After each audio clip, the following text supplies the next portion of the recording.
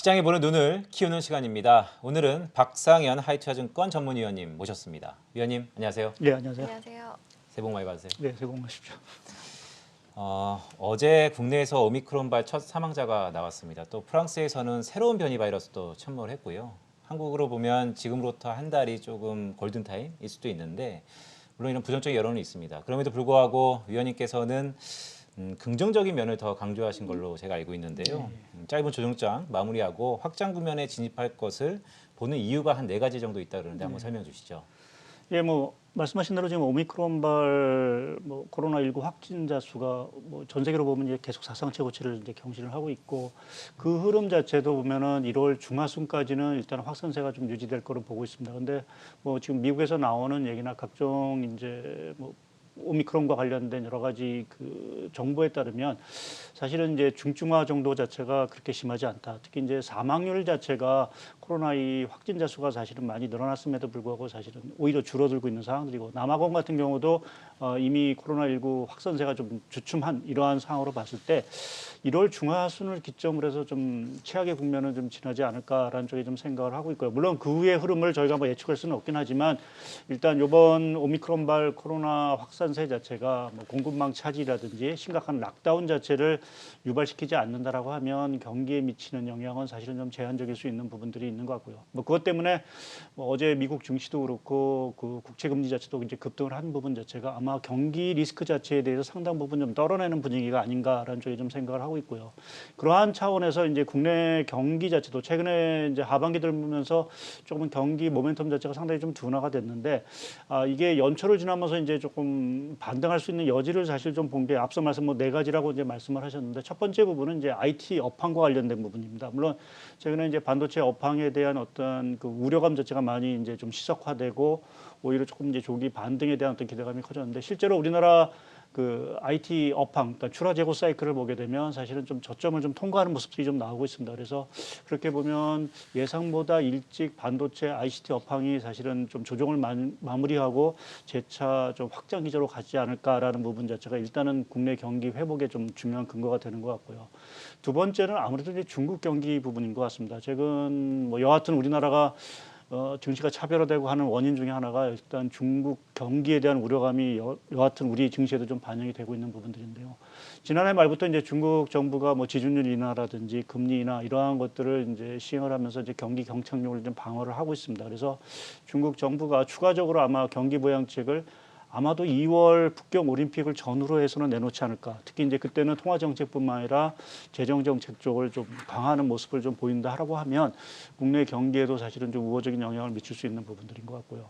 그리고 이제 세 번째 근거는 아무래도 우리나라 경기에 가장 중요한 게 수출 경기인데 사실 1분기 수출 경기에 대해서 다소 우려감이 있었던 부분들이 분명합니다. 아무래도 기저 효과도 있고 해서 좀 우려감이 있는데 저희가 지난해 말에 그 무역협회에서 나온 그 1분기 수출 전망 지수를 보게 되면 예상외로 4분기보다도 오히려 1분기가 더 좋아질 거라고 이제 조사 결과가 나왔습니다. 그것은 이제 기업들이 얼마만큼 이제 수출이 좋아질 거냐라는 게 서베이하는 지표인데요.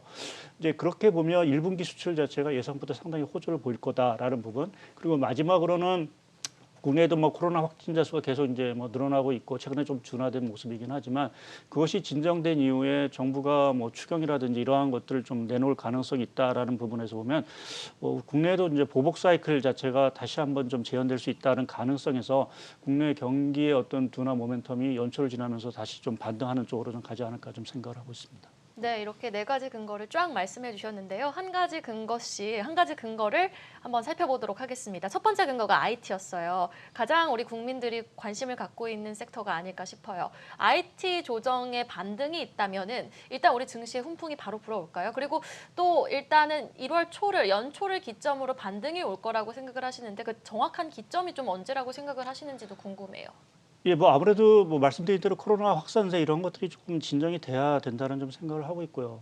어제 아시겠지만 애플 시가총액이 이제 사상 최고치를 기록했고 또 오늘 나오다가 제가 이렇게 보니까 대만 증시도 계속해서 이제 연일 사상 최고치를 이제 경신하고 TSMC도 거의 이제 사상 최고치에 근접하는 부분들인 것 같습니다. 그래서 이러한 것들 자체가 결국 대형 IT주 이러한 성장주 자체가 다시 조금 모멘텀이 좀 강화된다라는 측면으로 저희가 좀 해석할 수 있는 부분들이고요. 앞서 말씀드린 대로 중국이라든지 경기 부양책이라든지 거기에 따라서 국내 뭐 반도체 수출이라든지 이런 것들이 더 호황을 좀 보인다라고 하면 결국 조금 설이 지난 이후에는 조금 본격적으로 조금 업황에 대한 기대감이 좀 확산되지 않을까라는 쪽에 좀 생각을 하고 있습니다. 네. 네. 구정이 지나고 난 다음에는 턴어라운드 기대가 있다라는 말씀을 주셨습니다. 두 번째 중국 얘기를 좀 여쭐게요. 사실 중국이 예상과 달리 완화적인 정책을 피고 있습니다. 사실 완화적인 정책이라는 게 최근 헝다 이슈 또한 코로나 이슈가 동반 중국 경기를 짓누르는 것도 사실 맞는데 중국이 지금 상황에서 다시 한번 유동성을 푼다라는 게 과연 좋을까에 대한 회의장도 있습니다. 그럼에도 불구하고 부양책에 좀 더 한 표를 던지셨어요. 그 예. 이유가 뭘까요?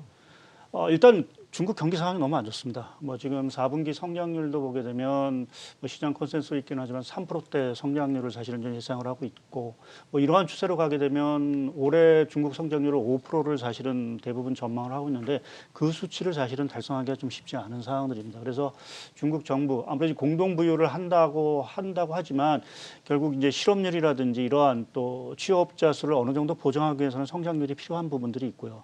이제 그렇게 보면 중국이 특히 이제 당대회를 앞두고 뭔가 조금 부양을 좀 해야 되는 부분들이 있고 이제 그 전제 조건 자체가 어떻게 보면 최근에 이제 물가 압력 자체가 특히 이제 생산자 물가가 좀 진정이 되는 기미를 좀 보여야 돈을 풀 수 있는 부분들인데 다행스럽게 그 지난 연말에 발표된 중국 제조 PMI 그 세부 항목 중에서 보면 구매 물가 지수라는 게 있는데 그게 12월 달에 큰 폭으로 하락을 했습니다. 그래서 그렇게 보면 생산자 물가가 연초 상당히 큰 폭으로 좀 둔화될 수 있는 부분들이 있고요. 결국 물가 안정이 전제가 된다라고 하면 좀 시중에 유동성을 더 풀 수 있는 부분들이 있고 특히 뭐 통화 정책보다는 앞서도 말씀드렸지만 재정 정책 특히 뭐 중국도 탄소 중립을 해야 되는 거고 디지털 경제를 사실 육성해야 된다는 측면에서 보게 되면 재정 정책 측면에서 좀 부양 정책이 좀 강화되지 않을까라는 좀 기대감을 좀 걸고 있습니다. 네, 이번에 중국의 부양책은 통화보다는 재정 정책에 좀 더 무게가 있다라는 말씀을 주셨습니다. 국내 세 번째 수출 얘기 좀 해볼까요? 사실 뭐 기분 좋은 빗나감입니다. 예상은 좀 줄어들 거라고 봤는데 실제 좋아지고 있는데요. 제가 통계를 찾아보니까 지난 한 해 동안 국내 수출액이 6,445억 달러. 예. 그러니까 전망을 보자면 한 내후년에는 7천억 달러 넘어간다라는 전망인데요. 더구나 15개 주요 품목들도 다 좋았습니다. 예. 이렇게 수출이 증가가 예상된다고 본다면 특히 주식시장에는 아마 업종과 산업과 종목이 좀 중요할 텐데요. 어느 업종에서 수출이 좀 눈에 띌까요? 예, 일단 가장 뭐 계속 좋은 거는 반도체 쪽, IT 쪽이 계속 좀 좋을 거로 좀 전망이 되고 있고요. 또 앞서 언급했던 그 무역협회에서 발표한 그 수출 전망 지수를 보게 되면 그동안 좀 부진했던 선박 쪽, 뭐 아무래도 수주가 사실 계속 되고 하는 부분들이기 때문에 그러한 것들이 조금 좋아질 수 있는 부분들이 있고 거기에 좀 공급망 차질로 인해서 그동안 좀 부진했던 자동차 업종 자체가 사실은 조금 1분기에 좀 개선이 될 가능성을 좀 시사하고 있습니다. 그래서 그동안 사실은 좀 부진했던 업종의 어떤 수출이 회복이 사실은 좀 가시화될 수 있는 부분 자체가 좀 1분기에 좀 눈에 띄는 부분들이고요. 근데 단 한 가지 사실은 좀 국내 수출과 관련돼서 하나 좀 드리고 싶은 거는 사실 12월 달에 뜻밖의 무역 수지가 적자가 났습니다.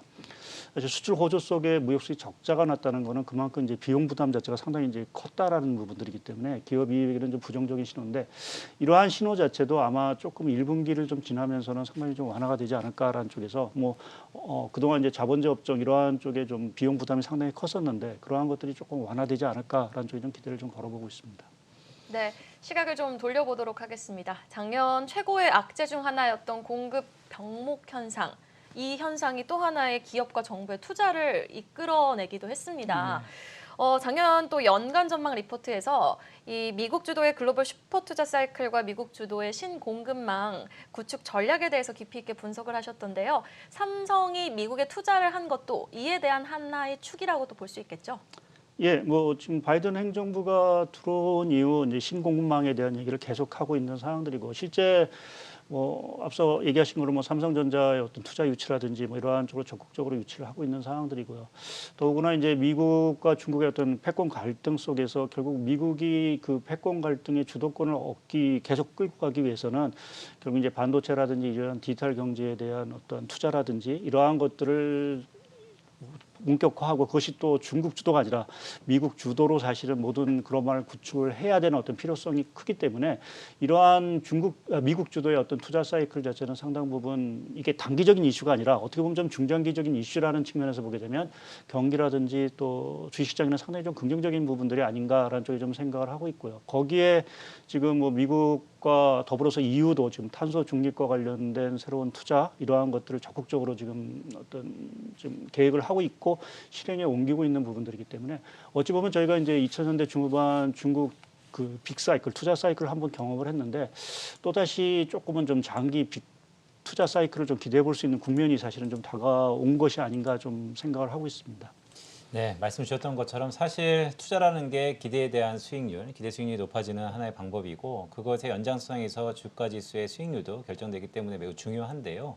투자 얘기를 좀 더 깊이 있게 해보죠. 사실 리쇼어링 아닙니까? 예.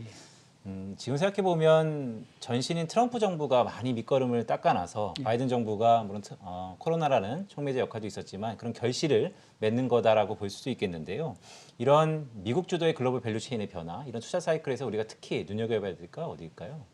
뭐 아무래도 계속 뭐 화두가 되는 부분 자체는 뭐 디지털 경제와 관련된 그것이 뭐 자율주행차에서도 있을 수 있고 뭐 또 뭐 여러 가지 이제 그 탄소 중립과 관련된 여러 가지 이제 에너지 패러다임 전환 속에서 저희가 이제 좀 뭔가 힌트를 얻을 수 있는 부분들이 있고요. 또 이 탄소 중립과 관련된 부분은 사실은 이게 어떤 글로벌 어떤 살고자 세상의 어떤 그 삶의 질이라든지 이러한 생활 패턴을 변화시키는 아주 급격한 저는 패러다임 전환으로 좀 보고 있습니다. 그래서 그러한 것들을 전환하기 위한 과정들 자체가 뭐 이게 단기간에 끝날 수 있는 부분들은 아니고요. 여러 가지로 이제 각종 그거와 관련된 투자 아이디어라든지 또 산업의 어떤 부각이라든지 또 우리가 뭐 그동안 얘기지 못한 뭐 메타버스라든지 이러한 것들도 새롭게 산업이 이제 생성하고 하듯이 앞으로도 저희가 기존의 산업과는 좀 다른 여러 가지 산업들이 사실은 생성이 될 수 있는 부분들이 있고요. 이제 그러한 부분에서 저희가 뭔가 좀 장기적으로 투자 아이디어라든지 이러한 것들을 찾는 노력들이 앞으로도 좀 필요하지 않을까 저는 개인적으로 좀 생각을 하고 있습니다. 네, 위원님 마지막 질문을 좀 드려야 될 것 같습니다. 사실 위원님께서 거시경제를 좀 오랫동안 보셨기 때문에 연초에 가장 중요한 게 역시 연준인 것 같습니다. 이번 주 공교롭게 의사록도 있고요. 이런 시각이 있습니다. 연준이 덜 서두른다. 그러니까 매파적인 발톱을 드러냈지만 더 내야 된다라는 시각이 있고 물가가 말씀 주셨던 것처럼 슬쩍 피크아웃되고 있는데 약간 발을 빼야 된다라는 시각이 있습니다. 어떠세요? 3월달 테이퍼링 종료 이후에 뭔가 큰 변화가 있을까요? 뭐 다들 예상하는 범위 내에서 사실은 큰 어떤 또 다른 충격을 줄 정도의 정책적인 변화는 사실은 저는 그게 크지는 않을 거로 좀 보고 있습니다. 연준도 결국 이제 경기를 계속해서 유지를 해야 되는 필요성이 분명히 있는 부분들이 있고요. 뭐 최근에 지난해 이제 물가가 연준의 예상치를 사실 좀 벗어나는 어떠한 조금은 사태 때문에 연준이 좀 서둘러서 좀 긴축을 한 부분들이 있긴 하지만 지금 상황에서 특히 이제 코로나라든지 이러한 것들이 제대로 종식이 안 된 상황에서 연준이 서둘러서 뭔가 긴축을 한다는 것은 또 다른 어떤 충격을 좀 유발할 수 있는 부분들이 있기 때문에 그러한 측면에서 보면은 시장에 어떤 뭐 시그널을 충분히 주겠죠. 그 시그널 이상의 어떠한 정책적인 어떤 급격한 변화는 사실은 저는 없을 거로 좀 생각을 하고 있고요.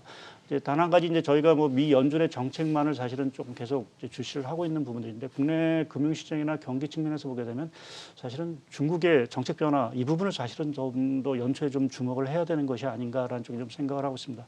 저희가 가뜩이나 이제 중국 리스크에 이제 시달리고 있는데 그것을 어느 정도 벗어나느냐라는 부분 자체는 여전히 좀 중국의 어떤 정책에 달려 있다라고 좀 봐야 될 것 같습니다.